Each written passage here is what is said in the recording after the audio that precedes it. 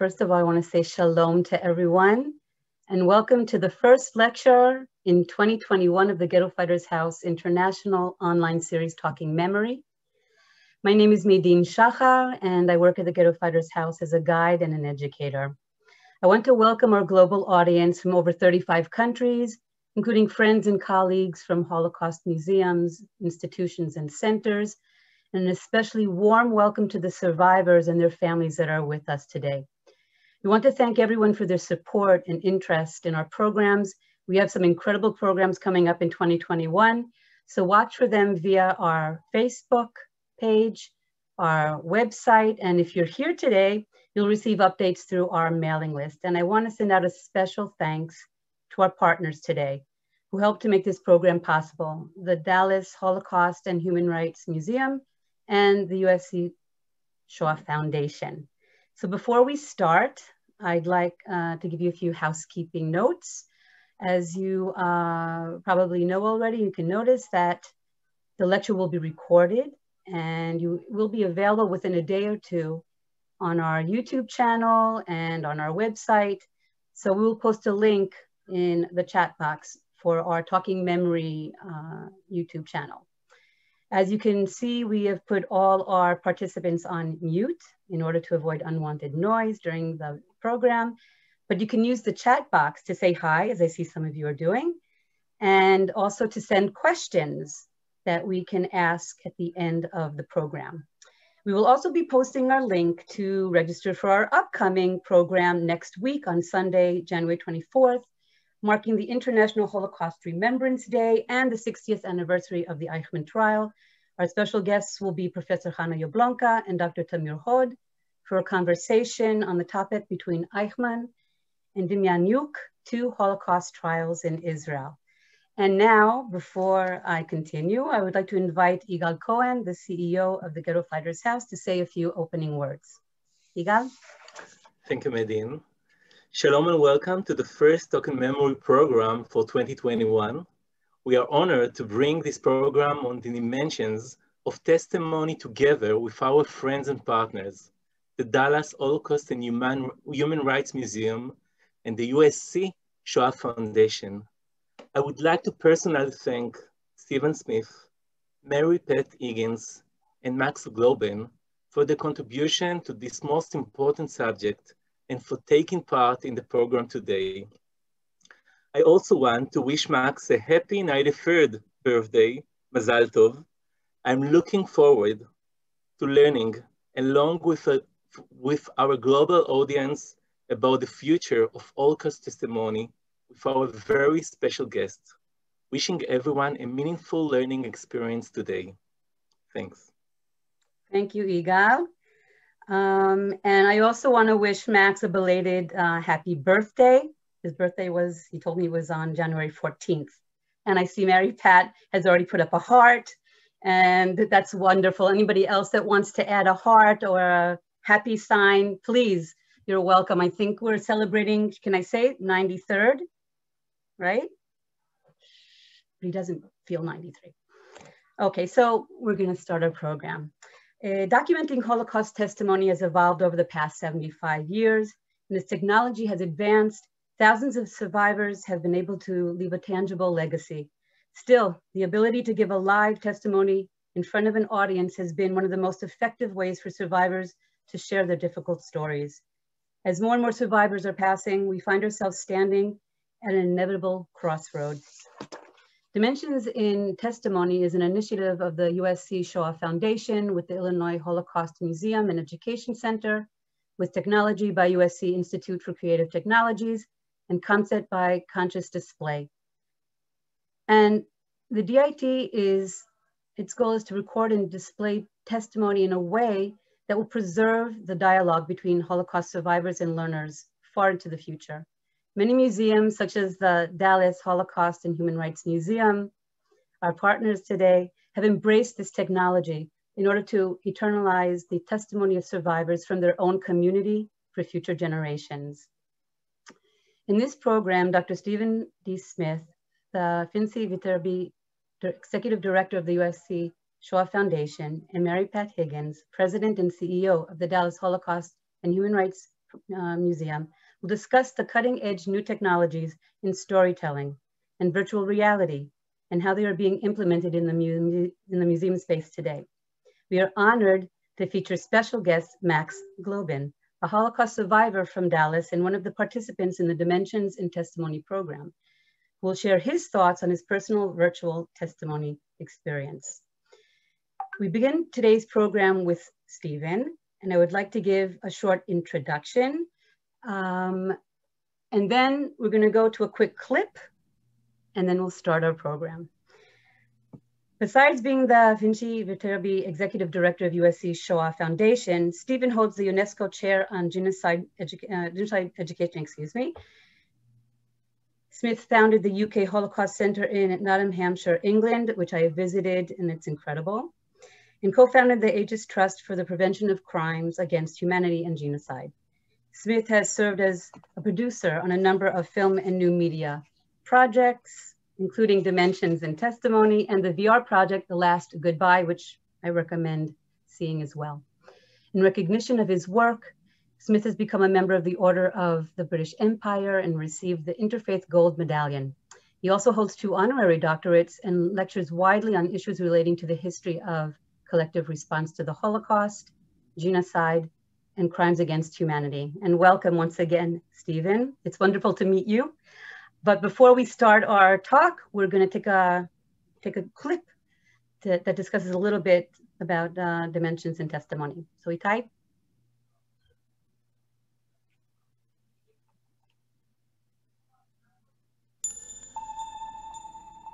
The Holocaust is an undeniable and horrific chapter in human history in which 6 million Jews and countless millions perished in genocide and crimes against humanity during the Second World War. Dimensions in Testimony is a new format of interview by which you can ask your questions of a Holocaust survivor who has videotaped answers to many questions, so that the questions that you have will be answered directly in person, live-side and 3D.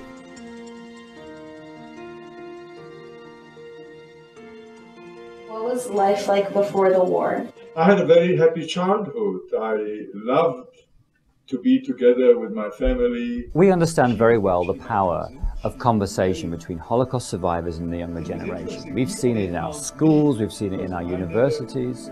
That conversation, that moment of dialogue where I ask my question and I get it answered is just it's magic in the room when that happens. And we wanted to try and find a way to preserve that as best possible. What's wonderful about conversing with these Holocaust survivors in this interactive form is that it's about you. It's about what you want to know. Conversation allows you to learn in a way that most suits your interest, and that's where the deepest learning takes place. Do you feel hope for the future? I always feel hopeful. If I wasn't hopeful, I wouldn't be talking to you or anybody else about my experiences. I'm very happy that I was able to survive. And here I am. I was one of the lucky. The questions that students have is what's driving the learning experience. And so we know that this is important because we're going to enable them to be able to learn through their own curiosity. We are almost out of time to have deep conversations with Holocaust survivors. If we don't have these conversations now, they will never take place.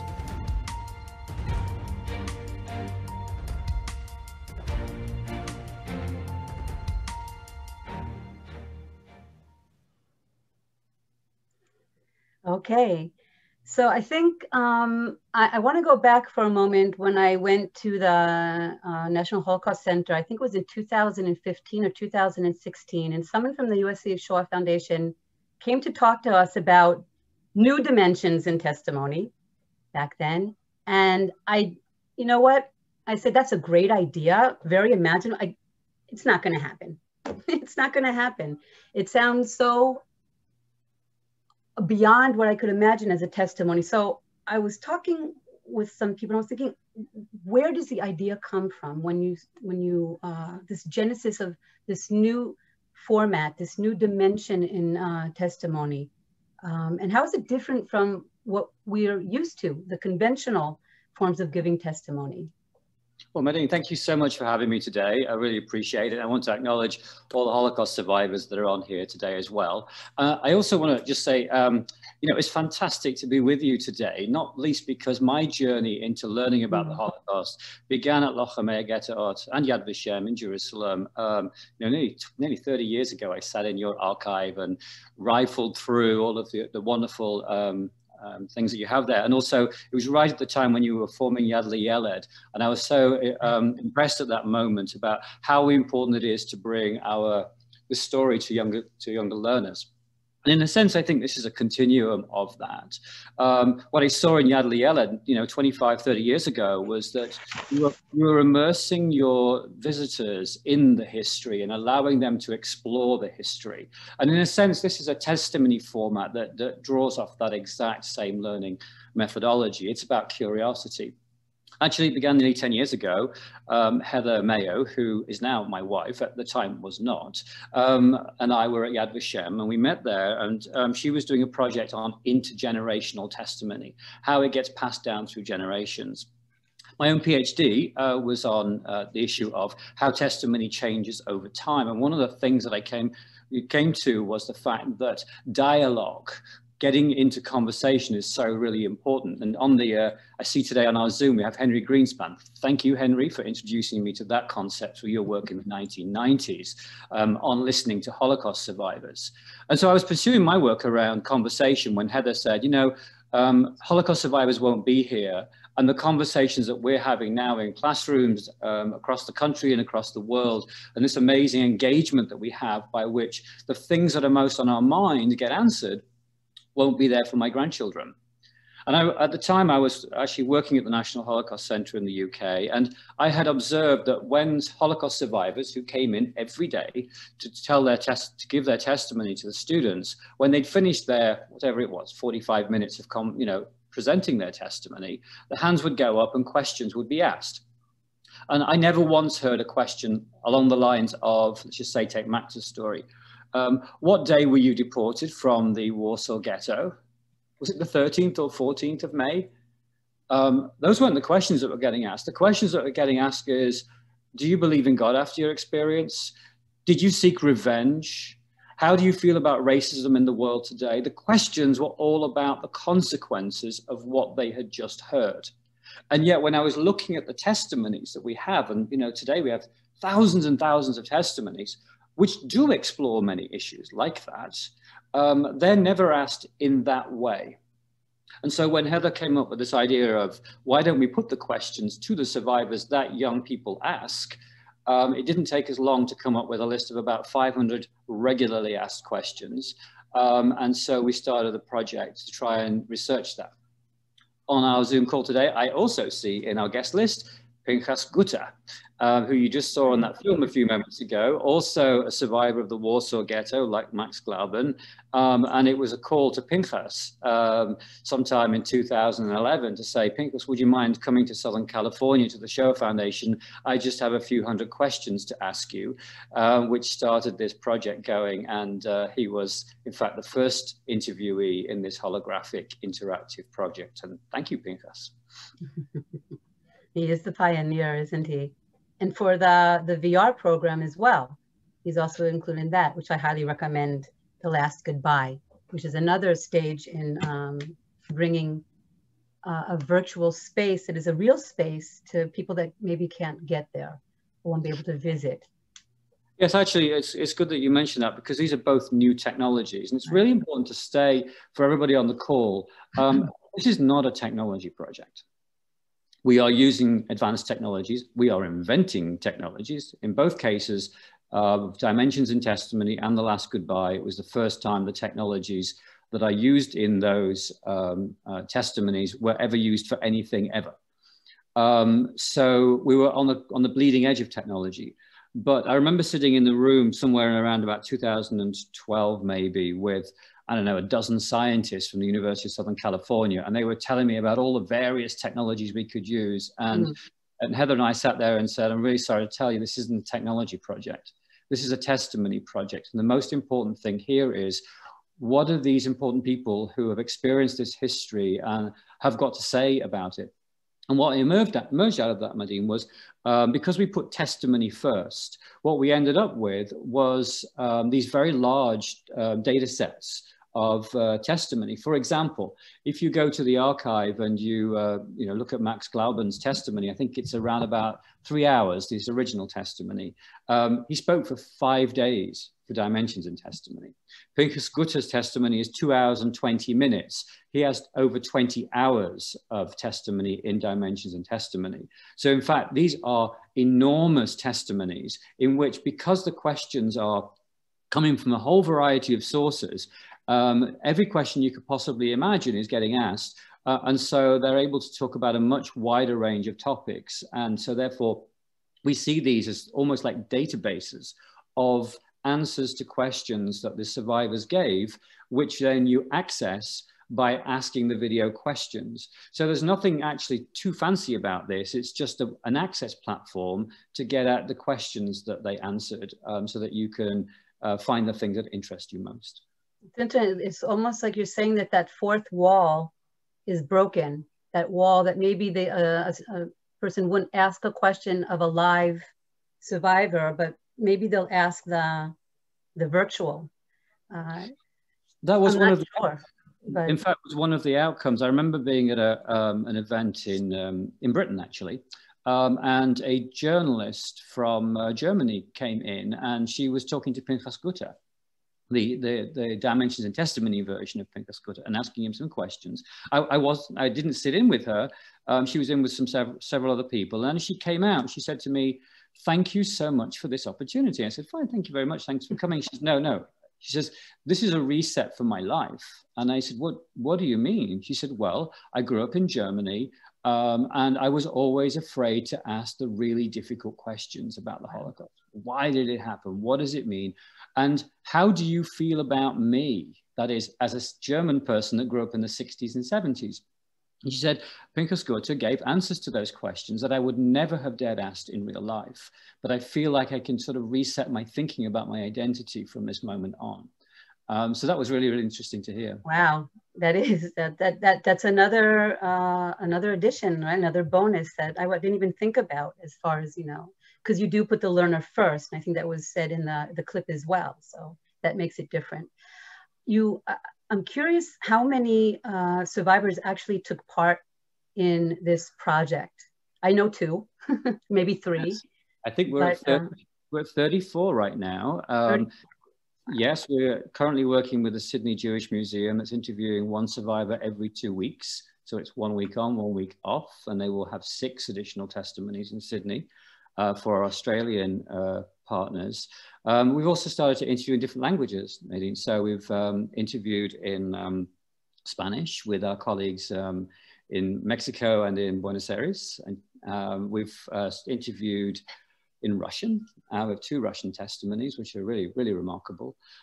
We also have 1 testimony for our Hebrew audience. Get ready for it. We do have 1 in Hebrew, which is on its way. Wow.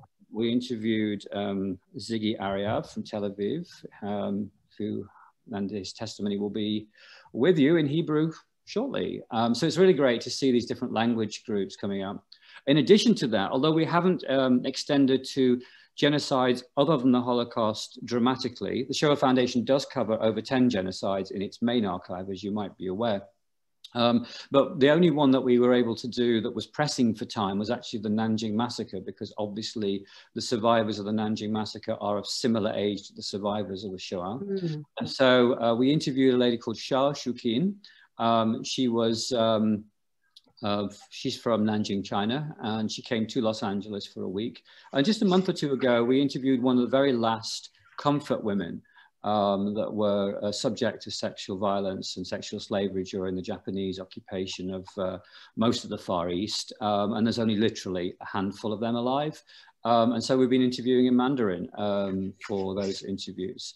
We would anticipate in due course that we will start to do similar types of interviews for survivors of more recent genocides, but of course many of their survivors are younger, and we want to give priority to the Holocaust survivors to make sure that their testimonies are documented while we can. Right, so that was actually going to be my next question. going beyond the museum space, where do you see dimensions in testimony going? What's the next dimension in this platform? We had a very nice launch recently with the Patriots football team, NFL football team, around Veterans Day, where they wanted to introduce Holocaust testimony to their community. And what we were able to do, include, because of the situation around COVID, obviously it wasn't possible to go to the stadium and have events or whatever. So in fact, we did an online exhibit with 2 survivors, one of whom is a veteran, actually not of the Second World War, but of the Korean War. So he's a Holocaust survivor who then served in the American military. We have actually interviewed as well a liberator, a wonderful man by the name of Alan Moskin, and keep an eye out for that testimony also, because it gives a very interesting perspective on the Holocaust. But the Patriots put that on their site. It's called Together Beat Hate, and it's a program they're running through the Patriots organization to encourage their community to tackle racism and intolerance in sports. And so the featured program for Together Beat Hate in the fall was Dimensions and Testimony interviews on their website. And so what we're able to do now is start to find ways to introduce these testimonies, not only in the museum context, but for specific education programs that meet the needs of different organizations. And you'll see now, if you go to the Shoah Foundation's Eyewitness website, that you can actually find some programming. In fact, Pinchas Gutter, again, I want to say the pioneer, we'll say the guinea pig. Pinchas is once again the guinea pig there, where his testimony is available, but you'll find other testimonies now being introduced to Eyewitness to enable learners in classrooms, particularly with the distance learning that we're experiencing during COVID, to experience these testimonies firsthand. Well, that's going to be very interesting, because I did meet Pinchas, the DIT Pinchas, and it really needed a lot of technology, a lot of equipment for us to meet him here in Israel during a conference. So I understand that it's actually become much more available through voice recognition, through your own computer or in the classroom. And that's very exciting to hear about, because I think that's one of the reasons why I really wanted to do this program with USC Shoah Foundation and the museum in Dallas, is to kind of get the word out, since in Israel, especially in Israel, we don't have this technology yet, but we will soon, I understand. So I want, yes. Yeah, sure.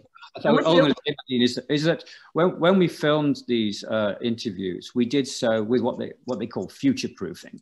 The idea is that you try and do the filming in such a way that it's not linked to a particular platform or a particular channel or a particular way of viewing it. But actually what we do, we collect all the data in a way in which it can be used in multiple different variations. So for example, augmented reality was not really a thing 5 years ago when we started this project. It is now becoming a thing, so that you can place an object or an interview into a space that you are inhabiting. So if you imagine in future, it'll be quite possible, rather than having all the big screens that we have right now in our museums like they have in Dallas, there'll be the opportunity, for example, to be able to place Max's interview, for example, in a classroom in the museum, using glasses to view it rather than a big screen. So it's very, very adaptable, and that's how we wanted it to be, so that as technology develops and accessibility develops, the testimonies can still be delivered to different user groups in different places. Well, thank you, Stephen. I think this is the perfect time to invite Mary Pat Higgins to join our conversation.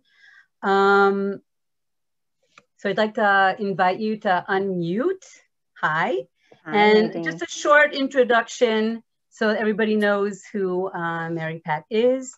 So first of all, Mary Pat earned a bachelor's degree, and here we go, in accounting from the University of Texas in Austin, is a certified public accountant. I have one in the family too, and is a graduate of Southern Methodist University's Cox School of Business Executive MBA program. As president and CEO of the Dallas Holocaust and Human Rights Museum, Mary Pat Higgins leads the museum in its mission to teach the history of the Holocaust and advance human rights to combat prejudice, hatred, and indifference.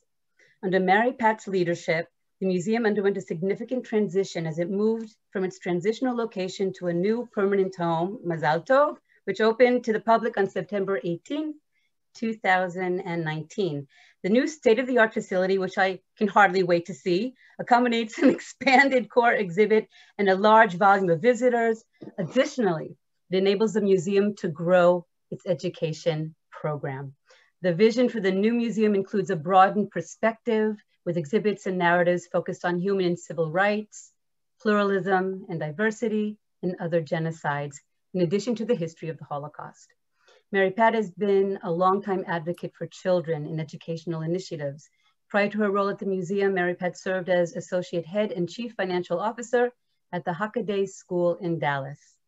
Outside of the museum, if she has time, Mary Pat is active in the greater nonprofit community of Dallas and has served on the boards of Oak Hill Academy, Preston Hollow Presbyterian School, Planned Parenthood of North Texas, KERA, the Dallas Women's Foundation, and the President's Visiting Council of Austin College. She currently serves on the board of the Ursuline Academy, Visit Dallas, co-chairing the Cultural Tourism Committee, and North Dallas Bank and Trust. So welcome, welcome, welcome. My goodness, thank you, Nadine. It's a joy to be here. I am so grateful for the opportunity to speak about this incredible project, and I look forward to coming back to the Ghetto Fighters House. I was able to visit my first year when I was at the museum a little over 8 years ago. So it's a wonderful place. And thanks so much for inviting us to partner on this today. Thank you very much. So of course, my question is, okay, new vision, new museum, and now this new technology. How did you get to this decision that yes, we need to also have dimensions and testimony at the museum? Well, it's a great question. It's something that we dreamed about early on. I think Stephen said this started evolving dimensions and testimony 10 years ago. We started plans to build the new museum 8 years ago. So we learned about this project early on, but at that time, it was such an audacious dream and goal to raise enough money to build a new museum. We were one of the very first Holocaust museums in the United States.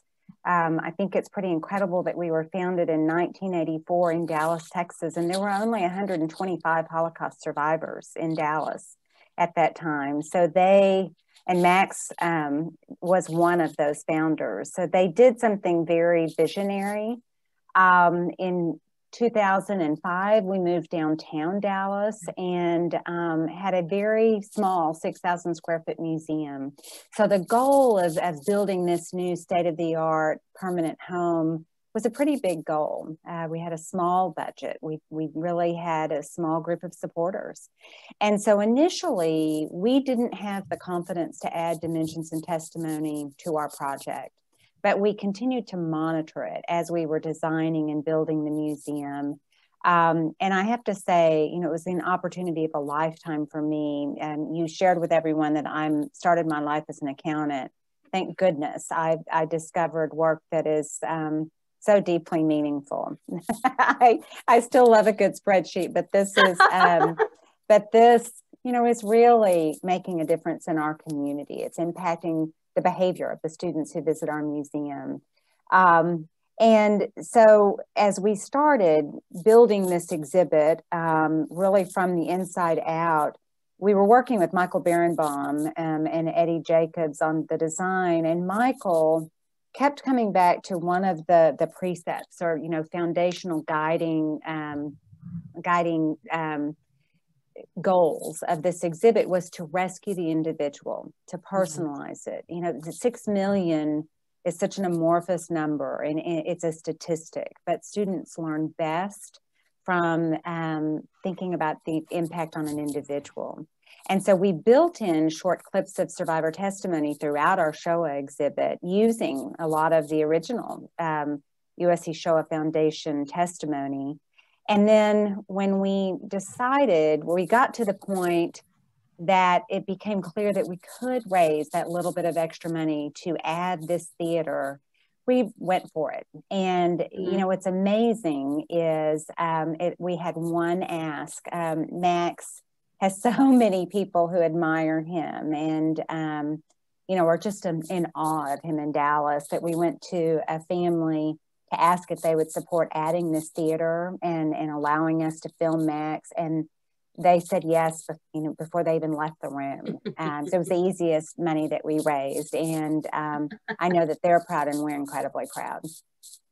I also remember I was telling Max before everybody came in that I remember meeting him when I came many years ago. And I was also very impressed by his story. So I understand why Max would be a choice. Are there other stories that you're adding to the museum besides Max's? Well, you know, we came to this process a little bit late in the game. And, you know, as Stephen said, part of the sense of urgency now is filming survivors while they are still able to share their story. We did have a number of other survivors who had, you know, very unique and you know, interesting, if, you know, albeit horrific experiences. But sadly, many of them had already passed away when we were able to raise the funds to enter into this project. Max was a natural for us, though, because as you'll see shortly, he's so vibrant. He is 93 years young, and his mind is like a steel trap. He remembers, you know, every street in his Warsaw neighborhood. And I don't remember, you know, the street down the block from me today. He went to 5 different camps. You know, he started at Majdanek, one of the major Nazi death camps. He was on a death march to Dachau. He witnessed the Warsaw Ghetto uprising. He saw so many unique and, you know, consequential things that we really felt like he had the most to offer. You know, he had the most content and such a vast, diverse experience to share with our community. And lastly, I just say, you know, for 30 years, Max had been touring all over Texas and the surrounding states. He's a rock star. And we knew from that history how powerful his testimony was and what an impact it had on the people who were lucky enough to hear from him. And how was it to work with Max in this new technology? We're going to talk to Max about that afterwards, but from your end, suddenly he's not just giving a live testimony in front of an audience or going from school to school, but actually sitting in this crazy green area in this chair. Yeah, you know, you will, once the audience gets to visit with Max, you'll be able to envision that it was a delight. It was an incredible opportunity to be able to sit in on a few of the days and watch Max being filmed and being asked these questions. And, you know, I think I've always been in awe of Max, mostly for his sunny disposition and his, you know, his hopefulness and his resilience. But being in that room and listening, you know, to 40 hours of him incredible recalling, you know, with such great accuracy and emotion, you know, these life events just I can't even express what an experience that was. And really one of the most delightful things that I've experienced ever in my life is seeing Max ask himself questions and get a kick out of his response. That's very, I can imagine that. But I think that that it's definitely incredible to see someone like Max to just embrace this technology and say, okay. And like Stephen said, the point isn't the technology, it's the testimony and leaving a legacy. So in the end, it's just another way to get to the end, means to the end. That's right. So I think, Mary Pat, maybe we should introduce Max. Just a few words, Max. I think that Mary Pat already said a lot, but I just want to say a few words about who you are, and then we're going to invite you to come join us for this conversation. Wait, actually, before we do that, I think we're going to do one more thing, right? I think Stephen has to join us again. And before we meet with Max Glauben, we're going to meet with DIT. Yeah, Max. Sure. So what I'll do, I'll very briefly just show you what it was like for Max to do this interview. If I just go here for a second, I'm going to share this. This is Max being interviewed. You can see he's in a green room, surrounded by cameras. You can see at the front here, there's 2 little cameras. In fact, I think there's a dozen or so around him, capturing him from all directions, which would look something like this when seen on screens, because we capture the images from all directions. Somebody was asking about the ethics around taking holograms. Just to let settle everyone's mind at rest, hologram is just video, but lots of it. We're not recreating anybody. Nobody's digitally recreated. It's just, normally we use 1 video camera. In this program, as you can see here, Max had about 16 cameras around him, collecting data from all sides. So there's nothing make-believe about this. There's no digital recreation. It just gives us the opportunity in future, when screens will allow us, to be able to see that in a more vivid way than we would do on just a single screen. When it gets produced, this is how it looks. You can see there in the studio. This is Max actually at the Dallas Holocaust Museum there on this little stage. And you can see that he's life-size, sitting in his chair, ready to speak to the students. And then the actual still cinema looks like something like this.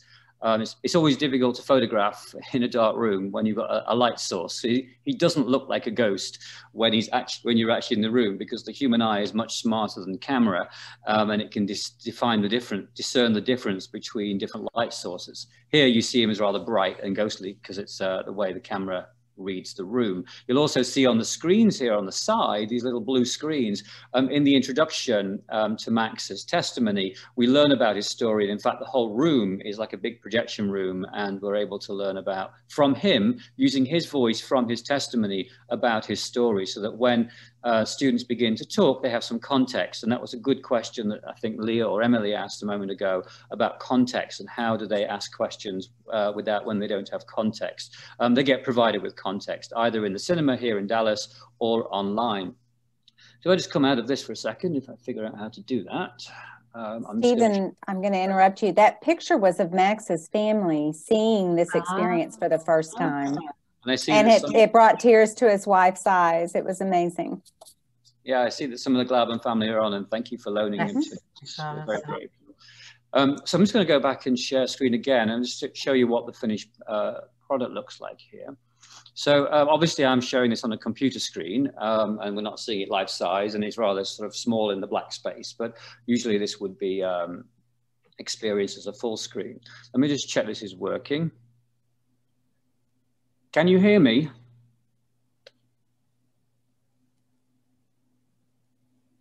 Yes, I can hear you fine. It's going to be a little slower than normal, obviously, because we're using Wi-Fi here and Zoom. So we've got two inabilities to give you a really smooth experience. But I'll just ask him a couple of quick questions. What is your name? My name is Max Glauben. Max, what do you want us to learn from your... Would you like to ask? What do you want us to learn from your story?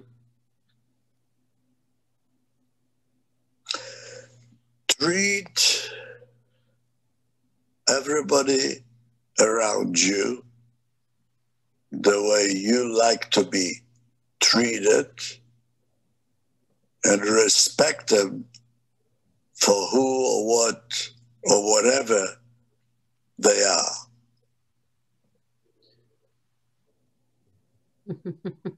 Why is it important to tell your story?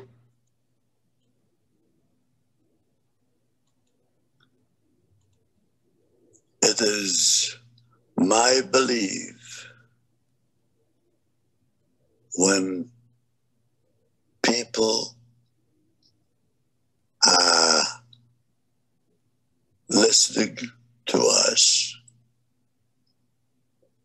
and it is my belief that the Holocaust survivors that build museums and educated millions of people, that through this endeavor, we hope that the Holocaust didn't repeat itself, and hope, then why people are watching it, that maybe this is a much better world than it was during the period of the Holocaust. So that's just two answers of about 850. I'm sure if you want to ask him more, you can go to the Dallas Holocaust Museum and do so. And just as I hand back, I just want to say to Max, thank you for taking the time, Max, to share your story and to make yourself available to tell that story for future generations. Thank you. Back And to here you. he is. And I see that Haley is trying to get in, Haley Glauben, but hopefully she'll be able to connect. So I was going to ask one more question of both of you, Mary, Pat, and Stephen, as we're looking at this, what do I call this DIT survivor, Max? How is it being utilized in educational programs? Like you said, Stephen, it's going to be going out of the museum at some point, and for Mary Pat, it's actually in the museum still. But what kind of educational programs do you do before or after meeting a DIT survivor? Either one. Stephen, I'll jump in, and I'd love to start. You know, we're in a different time right now because of the pandemic, and, right. and our students are coming to the museum virtually, but pre-pandemic, and hopefully very soon post-pandemic, students will come to the museum for about 3 hours. And so people that were worried, the question earlier about context is not a concern, because they will have gone through the entire permanent exhibition and learned the history of the Holocaust, and actually heard some of Max's testimony in films and interactives throughout that experience.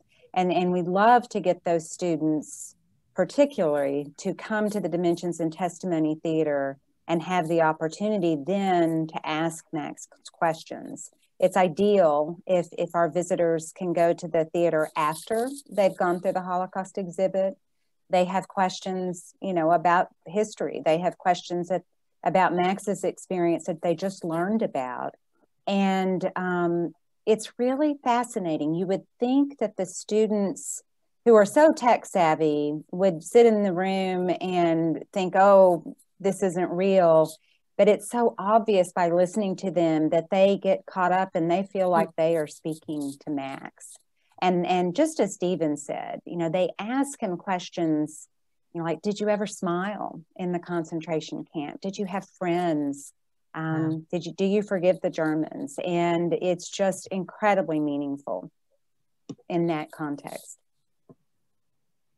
Okay, thank you. I understand. Working in a museum, I definitely understand what you're saying. You know, there's a whole process, a whole teaching process that the students go through or the visitors go through. And are you saying that they always get to the DIT Max at the end of the program, or is it mixed in at different times?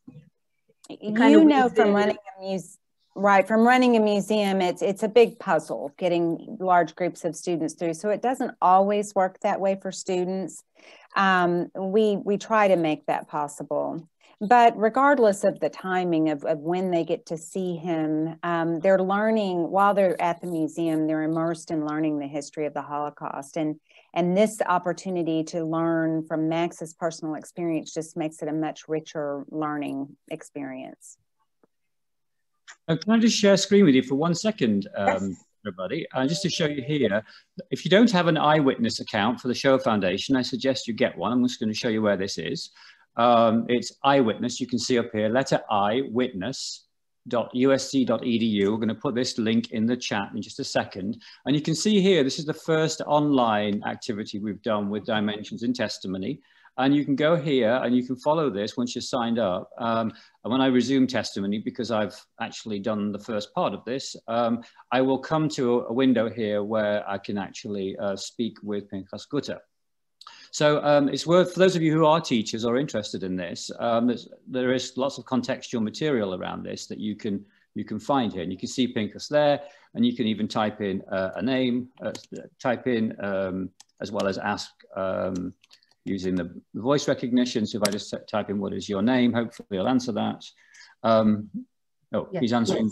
Yes, he's answering, but I think my sound is not connected to this. So that's just one thing you could do. The other link we're going to put into the chat is for the Together Beat Hate program, where you can see what a public program looks like online. I would just say one final thing on this, Medine, and that is that doing this online does not replace the experience of being in a museum, where you have the benefit of being there and immersed in the content with the guides, the fully immersive experience. And in fact, we were not going to put this online until COVID got the better of us all. And then we decided we were going to accelerate that program. But we don't just promote the testimonies without context. Everything is always contextualized. And so it'll be possible, for example, for the museum to be able to publish Max's testimony, for example, on their website in future, or to have other ways of being able to share it. Thank you both so much. Now we're going to introduce the real Max. Max, I don't want to take too much of your time. I'm just going to say a few words. Mary Pat also introduced you quite well, but I have to say, Max is a Holocaust survivor of Dallas, and is recognized across Texas and the nation as a passionate advocate for Holocaust and human rights education.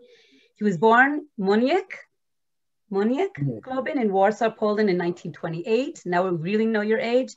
He had a younger brother and two parents. His father owned a Yiddish newspaper called the Tageblatt. Das Jüdische Tageblatt. Tageblatt. Yiddish Tageblatt. He and his family were already living within the boundaries of the Warsaw Ghetto when the ghetto was closed, and he was there also during the uprising. But before that, Max and his father started smuggling items in and out of the ghetto. And as Mary Pat started to describe, during the 43 uprising, Max and his family went into hiding for several weeks, but they were eventually found by the Nazis. And these are all things that can be discovered by asking questions of DIT Max. They were deported to Majdanek. On arrival, his mother and little brother were sent to the gas chamber, and Max and his father were transferred to Wujin labor camp, where his father was ultimately murdered. And these are also subjects that will come up if someone asks the DIT Max, the difficult situations that Max also experienced. I'm going to stop here. You can learn more about Max's story. It's available online. Just Google. It's an incredible story of survival. I want to get right in and say shalom and hi to Max, and actually let Mary Pat and Stephen, who know him better than I do, kind of jump into the conversation and talk with Max. Let me say something. Shalom. Yes. And I do want to recognize a person that made a theater possible in the Dallas Holocaust Museum. And the best, to my knowledge, it's the only museum that has a theater for the dimensions. There's one other, Max. Huh? We're the second. We're the second? Yes, sir. But anyways, all this has been done in the new museum, and it's in a theater where people can actually come in, sit down in a chair and stand up and ask a question. Max, I've heard you say this, but I'd love for you to share with our audience what it means to you to be a part of this project, to have your testimony live on for generations to come. I have many ways of explaining this, but I'll try to do a short rundown. I was orphaned and I was hiding in the Warsaw Ghetto, and they found me while it was burning and took me to Majdanek. When I was liberated, a United States second lieutenant, picked some of us up, and I lived with the Army, with the United States Army as an employee. He gave us uniforms, and I lived there from 1945 to 1947. I learned how to speak English, how to drive, how to do, and I was a mess sergeant for Polish guards and German POWs that were assigned to that company, the 179 Signal Repair Company. But anyways, I was lucky enough as an orphan. I was brought to the United States by the U.S. Committee, and I was sent to New York to an orphanage, stayed there, didn't like it, went to Atlanta, turned over to Jewish Children's Service. In 1951, I was drafted into the U.S. Army, and then I served to 1956. When I was released in 53 after 2 years of duty, I married Frida, and I have 3 beautiful children, 7 grandchildren, 3 great-grandchildren, and it comes to this time. But the moment I got to Dallas after being in Fort Hood, Texas, in the Army, I started dreaming about the Holocaust Museum. Now, if you have a Ford car or something that's of lesser value than a Cadillac, your dreams are smaller. And when we started, we were a nobody and we were dreaming small, but eventually we got up to dreaming a little bit higher, and we were accomplished after 40 years, an $80 million museum that is one of the finest. And I said that it should be like a car cleaning for a person. You would go in the front door and you'd come out a clean, good, standing upstander on the outside. I was approached a few years before the dimension came to Dallas by Mary Pat and an education director. And they asked me, would I be willing to be interviewed for this? And what I thought in my mind is, can anybody imagine the value of the Shoah Foundation project? Number one, there were articles about me that I will live forever. But those thoughts were not in my mind. But what made me do it is that I have the ability to remember up to the smallest thing and describe items that would look in somebody's mind like they see a picture of what is happening. And the more I talked, the more pictures came out. And I said to myself, you know,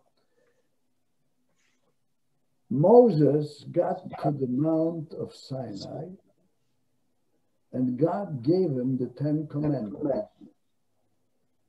Look what came out of the 10 Commandments. Look at the world we're living in. And there I was with all the knowledge in me. And I was spilling it daily to everybody in 1 hour. How much can you get into the 1 hour of explanation of how you feel and how you were treated? And we were brainwashed.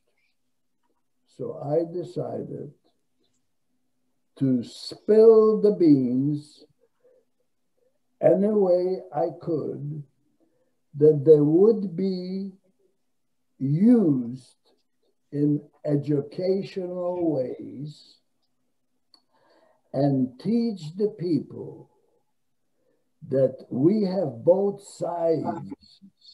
We have goodness and we have horror.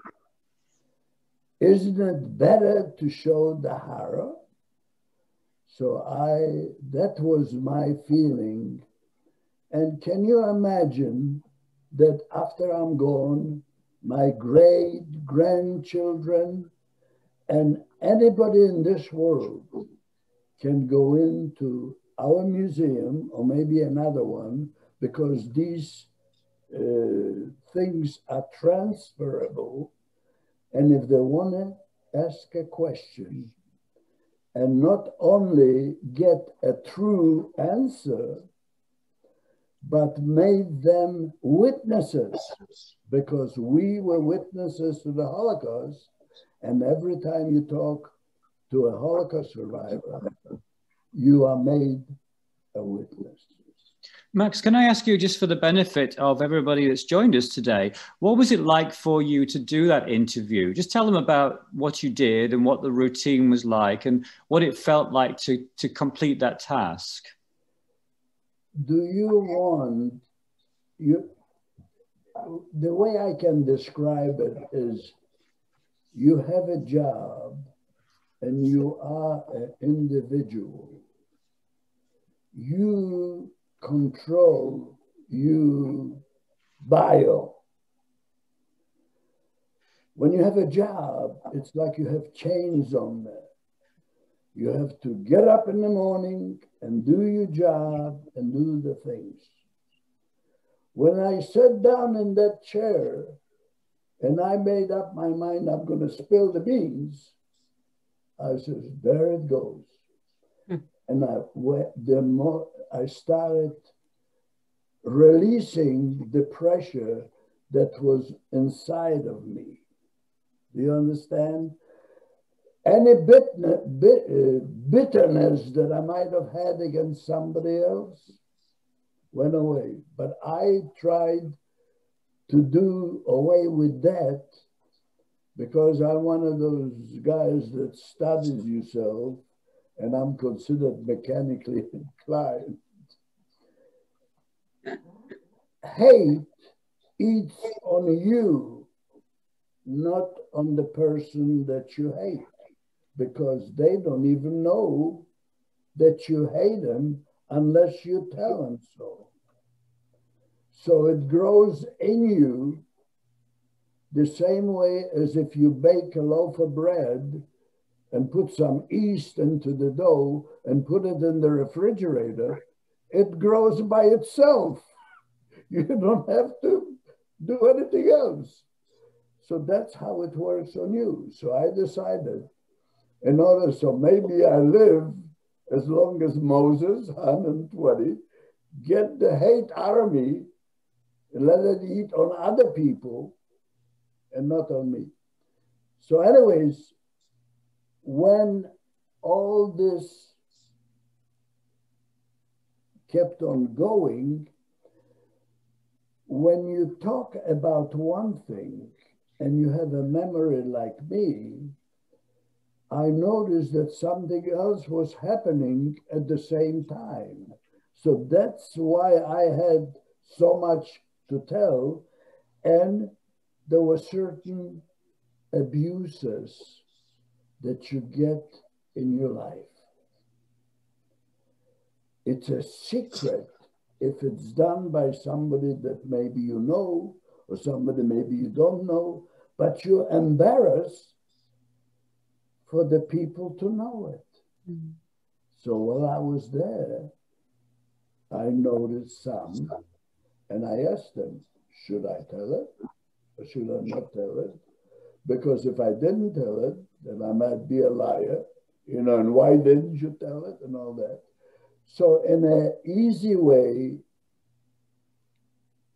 I told it, but I made 14 trips back to Germany and to Poland and to Israel. And I have a relations with Flossenburg, Germany, the camp that I was in. And I verified it one time when I was there with my son, about one abuse, but I didn't want to mention it to anybody. But in the Shoah Foundations thing, I mentioned it. So it's like a release. Do you understand what I'm saying? But it also does me good that I can pay back all the goodness that was done to me through my life, because without parents and without having a family for backup, I was able to survive all these years to today and have a family. And I know that I was liberated as one individual, but now if I make a reservation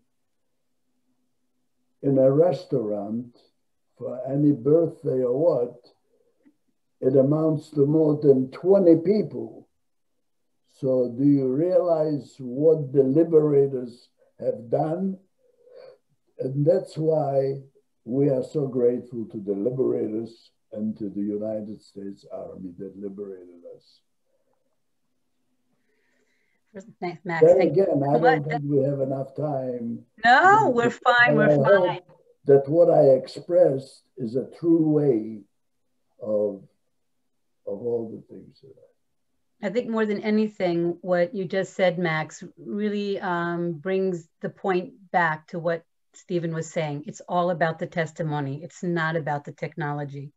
And I think I personally have gained a lot of knowledge and I was very skeptical. So I think that listening to Max has helped me to understand a little better what the perspective is of the survivors. And I have to say one thing, Max, before you go on. One more thing, okay? I have to mention this because I did not mention this and you didn't say it, so I'm gonna say it. That in 2019, my sir, you were named Texan of the Year by the Dallas Morning News, one of the most distinguished honors in the state for his unceasing calls to resist hate, stand up for others, and strive for peace. So. And at the same time, last year, I became a doctor without the doctorate education, and I got a Doctor of Human Letters from SMU University. Wow, and that's wonderful. Since I have such a great audience, I want to say one thing. I had a young lady that 4 or 5 years ago, her name is Jory Epstein, and she, for love of writing, got next to me, made 2 trips with me, and wrote a book, and it's called The Upstander. It is coming out on March the 23rd of this year, and it's published by Post Hill Publishing. And if anybody wants to really see my story in the background of what was happening, they would be thrilled to probably read it and purchase it. And that's available on the website, right? I think I saw it there. Right now, Amazon has a pre-buying can be done right now. And there are many books already on order. And I hope we'll know how much to print.